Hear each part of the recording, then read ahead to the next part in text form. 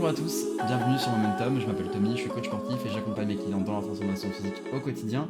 Et aujourd'hui, j'ai une question très simple pour toi. Est-ce que tu t'es déjà senti mieux après une séance, plus clair, plus calme, plus enclin à réfléchir? Est-ce que tu te sentais de manière générale dans un surplus d'énergie après une séance de sport? Aujourd'hui, tu l'as compris, on va pas parler de comment prendre du muscle, mais surtout de l'aspect psychologique lié à l'entraînement et savoir ce qu'il va pouvoir t'apporter sur le plan mental. Dans un premier temps, il faut bien que tu saches que le lien entre le corps et l'esprit existe, que tes actions vont avoir des conséquences sur ton mental et surtout par le biais du sport.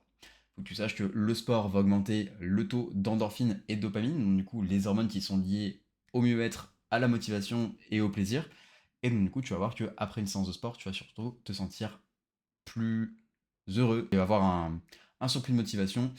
Et tu vas voir qu'au final, le côté un petit peu souffrance du départ va se transformer en réel plaisir. Il faut aussi que tu saches que le sport va réguler les taux de stress. Donc, du coup, tu vas commencer à faire chuter ton taux de cortisol aux dépens de l'endorphine. Et du coup, ton niveau d'anxiété va totalement diminuer. Il va aussi te permettre de donner une structure à ta semaine. Dans l'idée, si tu sais que le lundi, le mercredi, le vendredi, tu vas au sport, que ce soit à la salle de musculation ou alors que tu vas courir dehors ou n'importe quel autre sport, tu auras un repère temporel dans ta semaine qui va te permettre d'avoir des petites bases de construction de routine tout simplement. Et donc du coup, tu pourras y voir un petit peu plus clair sur ta formation hebdomadaire. Dans l'idée, bouger ton corps en faisant du sport, ça va être le parfait moyen de reprendre le contrôle quand tout part en vrille autour de toi. Que ce soit sur le côté familial, personnel ou même professionnel. Dans l'idée, dès que tu vas avoir une hausse de stress, je te conseille d'aller faire du sport et d'essayer de remettre un petit peu de mouvement dans ta routine. Ça pourra permettre de rediminuer et de reprendre le contrôle sur tout ça. Je peux prendre l'exemple de deux clients dont je tairai le nom pour des raisons de confidentialité.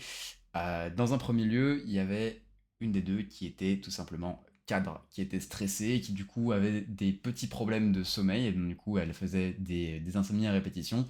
Et au bout de 2 mois d'entraînement régulier, finalement on a réussi à redescendre un peu le taux de stress, de par le côté dépenses énergétiques et tout simplement mental pendant les séances de sport. Et après ça, on a réussi à réintégrer du sommeil dans son quotidien, et donc du coup, elle se sent beaucoup plus reposée à terme. Et maintenant, sa vie, elle a arrêté de la subir, tout simplement. Et dans un second temps, j'ai accompagné une jeune maman qui voulait se reconstruire un physique qu'elle avait perdu après sa grossesse, tout simplement. Elle avait perdu confiance en elle, et elle a voulu recréer des habitudes pour reprendre petit à petit cette confiance et ce corps qu'elle avait juste avant sa grossesse.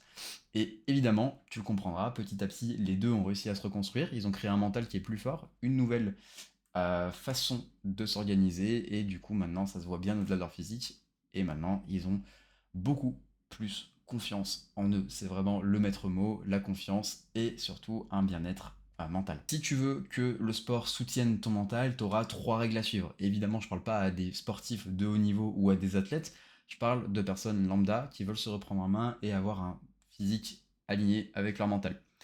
Règle numéro 1, ça va être de ne pas aller dans l'ultra performance.